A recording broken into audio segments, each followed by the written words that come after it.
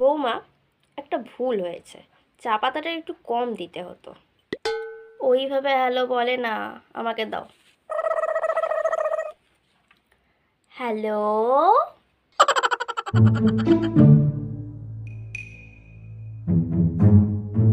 বৌমা, ময়দাটা ঠিক মাখাল,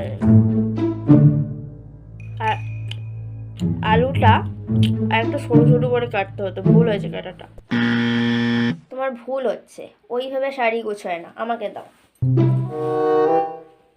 এইভাবে না, এইভাবে।